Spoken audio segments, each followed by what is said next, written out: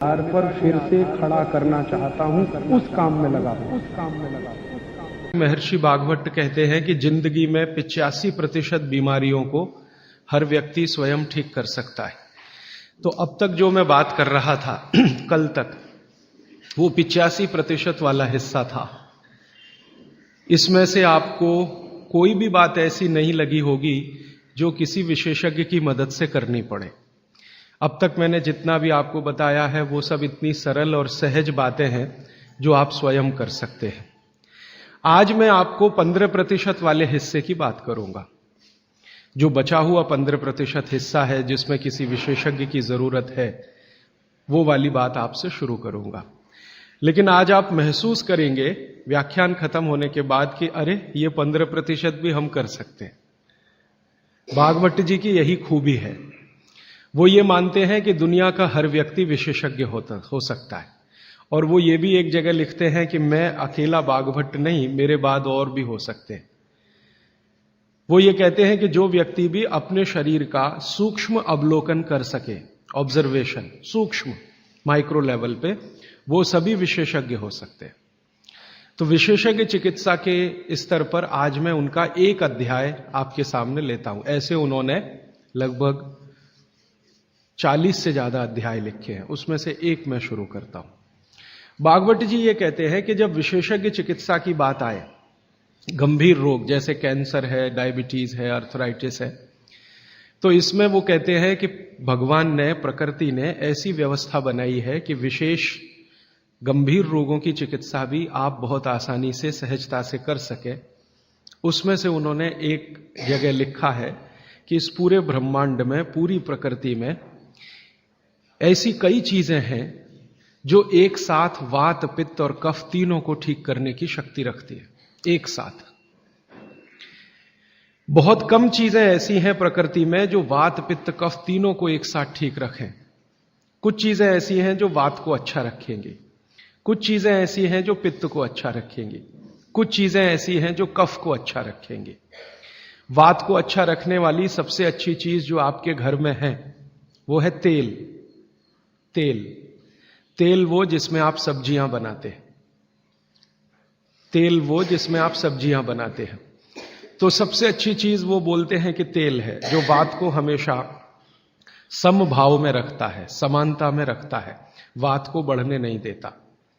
लेकिन उन्होंने एक शब्द पर जोर दिया है कि तेल का माने शुद्ध तेल। अब ये शुद्ध तेल उन्होंने लिखा 3500 साल पहले। आज के विश्लेषण में अगर हम ध्यान दें तो शुद्ध तेल का माने तेल की घानी से निकाला हुआ सीधा सीधा तेल, बिना कुछ मिलाए हुए सीधा सीधा तेल, कोई भी मशीन से निकाला हुआ सीधा सीधा तेल, उसमें कुछ नहीं मिलाया, मतलब नॉन रिफाइंड तेल। नॉन रिफाइंड तेल। अगर आप तेल खा रहे हैं तो भागवत जी का निवेदन है कि आप तेल शुद्ध खाइए, माने रिफाइंड तेल मत खाइए, डबल रिफाइंड तेल मत खाइए।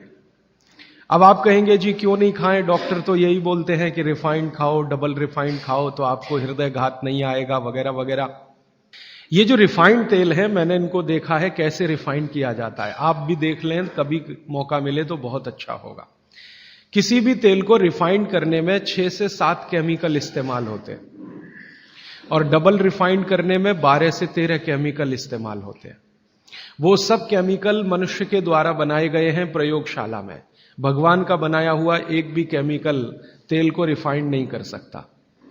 भगवान का बनाया हुआ माने प्रकृति का दिया हुआ, जिसको आप अंग्रेजी में कहते हैं ऑर्गेनिक। ऑर्गेनिक एक भी केमिकल नहीं है जो तेल को साफ कर सके। एक भी केमिकल दुनिया में नहीं है।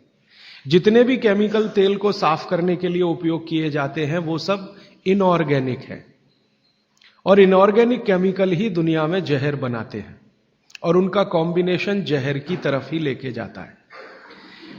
आज की दुनिया में मॉडर्निज्म के नाम पर, आधुनिकता के नाम पर जितने इनऑर्गेनिक केमिकल्स जगह जगह इस्तेमाल हो रहे हैं, वो सब आपको धीरे धीरे उस तरफ ले जा रहे हैं जहां आप जहर अपने ही शरीर में पैदा कर दें। इसलिए रिफाइंड तेल, डबल रिफाइंड तेल गलती से भी मत खाइए। भागवत जी कहते हैं कि जिंदगी भर वात को ठीक रखना है, जिंदगी भर। तो वात को ठीक रखने के लिए सबसे सरल चिकित्सा वो बोलते हैं वो तेल का ही है। वो कहते हैं शुद्ध तेल खाइए। शुद्ध तेल माने घानी से निकाला हुआ तेल। अब आपके मन में दो प्रश्न आएंगे तुरंत कि शुद्ध तेल में तो बास बहुत आती है। हां, सीधा प्रश्न। दूसरा प्रश्न आएगा जी शुद्ध तेल बहुत चिपचिपा होता है, गाढ़ा होता है, चिपचिपा होता है और बास अलग से आती है। हम लोगों ने जब शुद्ध तेल पर भारत देश के कुछ वैज्ञानिकों की मदद